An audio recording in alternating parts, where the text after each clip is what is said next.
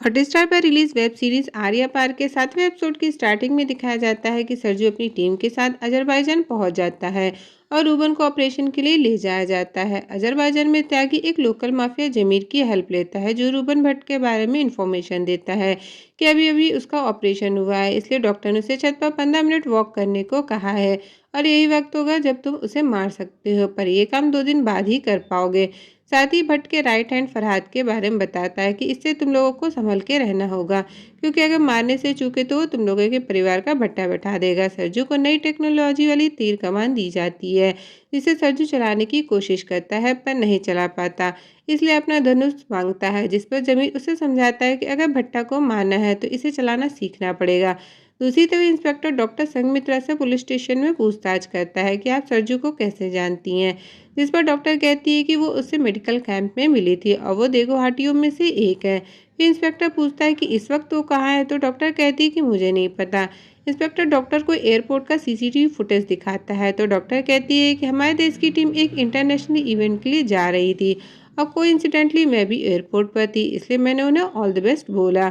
Doctor smartly inspector के सभी answers देती है कि अगर आपको लगता है कि सरजू ने कुछ किया है तो खुद पता कर लीजिए, और अगर आप थोड़ा सा सेंस लगाए तो आप खुद सोचिए कि जंगलों में रहने वाला लड़का अगर बाहर किसी को मार रहा है तो जरूर कोई कारण होगा।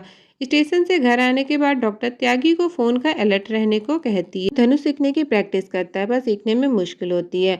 हॉस्पिटल में रूबन म्यूजिक एंजॉय कर रहा होता है तब डॉक्टर आकर उसे बताते हैं कि 2 दिन बाद वो अपने घर जा सकता है। ये सुन रूबन बहुत खुश होता है। रूबन की वाइफ कला के पास जंगल के रक्षक की मूर्ति ऐसे गिफ्ट आती है जो कि रूबन ने ही भिजवाई होती है। यहाँ कला की नौकरानी बताती है कि ये ट्रैवल लोग है कि भगवान की मूर्ति से घर पर रखना सही नहीं है, पर कला उसकी बातों को इग्नोर कर देती है। त्यागी और सरजू आपस में बात कर ही रहे होते हैं कि तभी त्यागी के पास फोन आता है कि रूबन भट्ट एक दिन बाद अपने घर चला जाएगा, इसलिए उसे कल ही मारना पड़ेगा। ये सुन त्यागी सरजू को तैयार रहने को कहता है। सरजू भी परेशान हो जाता है क्योंकि अभी तक उसने इस धनुष से तीर चलाना नहीं सीखा होता है। दूसरे दिन इंटरनेशनल आर्चरी कंपटीशन में जानबूझकर सरजू हार जाता है। ये कंपटीशन आदित्य टीवी पर देख रहा होता है, अपने सीनियर को सरजू के बारे में बताता है कि ये जानबूझकर हारा है ताकि वो जॉर्जिया जाकर रूबन को मार सके। अपने सीनियर से परमिशन लेकर आदित्य फौरन अजरबैजान के लिए निकल जाता है, जहाँ उसे सरजू ना तो होटल और ना ही टूर्नामेंट ग्राउंड पर मिलता है, इसलिए नेक्स्ट फ्लाइट से जॉर्जिया के लिए निकल जाता है। इधर हॉस्पिटल में रूबन छत पर वॉक के लिए आता है, जहाँ सरजू उस पर निशाना लगाने वाला होता है कि तभी रूबन का आदमी फरहाद आकर रूबन को अंदर ले जाता है। फरहाद रूबन को बताता है कि इंडियन अथॉरिटी ने इन्फॉर्मेशन दी है कि शायद वो ट्राइब यहाँ तक आ गया है, इसलिए रूबन को हॉस्पिटल से बाहर जाने के लिए मना करता है, पर रूबन कहता है कि मैं एक चूहे की तरह हॉस्पिटल में छुपकर नहीं रहूंगा, मुझे अभी घर जाना और इसकी रिस्पॉन्सिबिलिटी तुम्हारी है। बाहर आकर त्यागी सरजू से पूछता है कि कैसे तुम चूक गए, जिस पर सरजू कहता है कि मैंने कहा था कि मुझे और अभ्यास की जरूरत थी। सरजू रोते हुए कहता है कि अब अगर रूबन ने पलटवार कर मेरे गांव वालों को मार दिया तो मैं क्या करूंगा। त्यागी भी परेशान होता है क्योंकि उसे भी अपनी फैमिली को गंवाने का डर होता है। तब त्यागी के पास जमीर की कॉल आती है कि तुम्हारे पास एक और मौका है। रूबन भट्ट अजरबैजान से जॉर्जिया तक एक फास्ट स्पीड ट्रेन से जा रहा है, इस बीच तुम अपना काम कर सकते हो। ये बात सरजू सुन मन ही मन रूबन को मारने का दृढ़ संकल्प कर लेता है। फरहाद फुल प्रूफ सिक्योरिटी के साथ रूबन को स्टेशन तक पहुंचाता है, जहां हर बिल्डिंग पर स्नाइपर और पूरे स्टेशन पर चेकिंग लगवाता है, और जिस कोच में रूबन बैठता है उसके आसपास के कोचेस में अपने आदमियों को लगवा देता है। सरजू भी बुर्का पहनकर सभी को चकमा देते हुए ट्रेन में चढ़ जाता है। इंस्पेक्टर आदित्य को भी न्यूज़ मिल जाती है कि रूबन हॉस्पिटल से निकल वाया ट्रेन घर जा रहा है। ट्रेन में रूबन अपनी वाइफ को बर्थडे विश करता है और पूरी ट्रेन में बर्थडे सॉन्ग चलवाता है। यहाँ हमें पता चलता है कि असल में गोल्डी की माँ कला नहीं है, यानी कि कला सेकंड वाइफ है रूबन की। ट्रेन में सरजू को अपना हथियार एक कंपार्टमेंट में मिल जाता है, उसे बनाने लगता है, पर तभी कंपार्टमेंट के बाहर एक आदमी आकर उसे नॉक करता है, तो सरजू उसे अंदर घसीट लेता है और मार देता है। फिर गैस एक्सटिंग्विशर से ट्रेन की खिड़की तोड़ देता है। फरहाद को एक हॉर्न सुनाई देता है, जिस पर उसका साथ वाला बताता है कि हम एक दूसरी ट्रेन को ओवरटेक कर रहे हैं। यहाँ फरहाद समझ जाता है कि सरजू दूसरी ट्रेन से वार करेगा, यानी रूबन और सरजू दो अलग अलग ट्रेनों में होता है। रूबन किस कंपार्टमेंट में बैठा है इसकी जानकारी त्यागी 4 उंगली दिखाकर सरजू को पिक के जरिए बताता है कि रूबन फोर्थ कंपार्टमेंट में है। सरजू भी रेडी मोड में रहता है और जैसे ही रूबन की ट्रेन सामने आती है सरजू अपना निशाना लगा देता है और इस बार उसका निशाना चूकता नहीं है, सीधे रूबन के सिर के बीचों बीच लगता है और रूबन मारा जाता है। यहाँ से 7वां एपिसोड खत्म होता है। बारी आती है इस सीरीज के क्लाइमेक्स एपिसोड की, जिसकी स्टार्टिंग में सरजू इंस्पेक्टर आदित्य के हाथों पकड़ा जाता है। कला हॉस्पिटल में रूबन को देखने जाती है और उसे घर ले जाने को कहती है, साथ ही प्रॉमिस करती है कि इससे भी बुरी मौत होगी देगो हार्टिस की। कला को रूबन के प्रोजेक्ट के बारे में पता चलता है और भानु नाम के आदमी को देगो हार्टिस को जल्द से जल्द मारने की सुपारी देती है।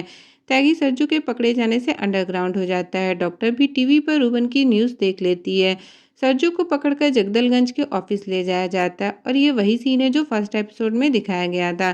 भानु अपने आदमियों को लेकर जंगल के लिए निकल जाता है। डॉक्टर चुपके से जंगल में देगोहाटी निवासियों के पास जाती है और बताती है कि सरजू ने राक्षस को मार डाला है और वो 3-4 दिन में आ जाएगा।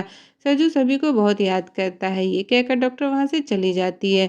तभी बर्ड के थ्रू जंगलवासियों को पता चल जाता है कि बाहरी लोग जंगल में घुस आए हैं। किशन उन पर वार करता है तो भानु के आदमी भी अपनी गन से फायरिंग शुरू कर देते हैं और किशन को मार डालते हैं। सरजू जेल में अपनी कला से ताला तोड़कर भाग जाता है। आदित्य को जैसे ही पता चलता है वो सबसे पहले डॉक्टर के घर जाता है, जहाँ उसे एक खुफिया रूम मिलता है। इधर जंगल में भानु के आदमी बहुत से आदमियों को मार डालते हैं और उसकी पिक कला को भेजते हैं। सारी फोटोज को देख कला समझ जाती है कि बच्चे अभी जिंदा है। जंगल में बच्चे छुपकर भागते हैं, तभी तारा गिर जाती है और उसके पैर में चोट लग जाती है। जंगल में काफी खोजने पर भी भानु को बच्चे नहीं मिलते, इसलिए भानु बच्चों के पीछे कुत्ते लगवा देता है। तारा के पैर में चोट लगने की वजह से वो सबसे पीछे रह जाती है और एक पेड़ के अंदर छुप जाती है। तभी जंगल में सभी पक्षी जानवर को ऐसा दिखाया जाता है मानो वो भानु और उनके आदमियों को मारने के लिए आ रहे हों। जो कुत्ते बच्चों को ढूंढने के लिए लाए गए थे वो अचानक से अपने मालिक को ही काटने लगते हैं। ये सब देख तारा हंसने लगती है तो भानु आग बबूला हो जाता है और चारों तरफ आग लगाने को कहता है ताकि कोई जानवर पास ना आ सके। सरजू भागा हुआ जंगल पहुंचता है, जहाँ सारे कबीले वालों को मरा हुआ पाता है और फिर सभी को मारने का तांडव शुरू करता है। एक एक कर भानु के सभी आदमियों को मार डालता है। धीरे धीरे पूरे जंगल में आग लग जाती है। सरजू भानु से पूछता है कि किसने तुम लोगों को यहाँ भेजा। इससे पहले कि कुछ बताता तारा उसे मार डालती है, क्योंकि भानु धोखे से सरजू को मारने वाला होता है। पुलिस स्टेशन में आदित्य डॉक्टर संगमित्रा की लोकेशन का पता करता है, पर वो गायब ही हो गई थी और इंटरनेट पर उसका कोई पर्सनल डेटाबेस नहीं होता। पर यह ज़रूर होता है कि उसने अभी तक जिन ट्राइबल्स के लिए काम किया वो या तो अपनी जगह से हटाए गए या फिर ख़त्म कर दिए गए। और देगोहाटीज के साथ जो हुआ उसमें इसका इन्वॉल्वमेंट ज़्यादा था। फिर डॉक्टर संगमित्रा दास को दिखाया जाता है, जो अपनी आइडेंटिटी चेंज कर दिल्ली के लिए जा रही होती है। यहाँ शॉकिंगली डॉक्टर की असलियत सामने आती है। गोल्डी डॉक्टर से मिलता है, उसे न्यूज़पेपर्स और फ़ोन देता है। यहाँ एक नया कैरेक्टर आता है, मिस्टर बकवल्टर, जिसके अंडर में गोल्डी और डॉक्टर मिलकर ये काम कर रहे थे। मिस्टर बकवल्टर की कॉल आती है और डॉक्टर के काम को अप्रिशिएट करता है। यहाँ डॉक्टर की बातों से ऐसा लगता है मानो वो मजबूरन कर रही हो। फिर उसी फ़ोन से अपने बाबा से बात करती है और रोते हुए जल्दी घर आने का वादा करती है। लास्ट सीन में सरजू को बच्चों के साथ नदी किनारे दिखाया जाता है, जहाँ तारा पूछती है कि क्या अब हमारा रक्षक कभी वापस नहीं आएगा, तो सरजू कहता है कि ज़रूर वापस आएगा। इस सीरीज़ की लास्ट एंडिंग उतनी क्लियर नहीं होती। कई सवाल होते हैं, जैसे डॉक्टर ने देगोहाटीज के साथ जो किया वो जानबूझ के किया या मजबूरन। मिस्टर बकवल्टर कौन है, उसकी ऑर्गेनाइजेशन ट्राइबल के साथ ऐसा क्यों कर रही है। और फिर सरजू को कला से अपने कबीले वालों का बदला भी तो लेना होता है, साथ ही अपने भगवान रक्षक को वापस भी लाना है। इसलिए इसका सेकंड पार्ट तो दोस्तों ज़रूर आएगा। तो इसी के साथ नेक्स्ट सीज़न के लिए चैनल को लाइक शेयर सब्सक्राइब करना ना भूलें।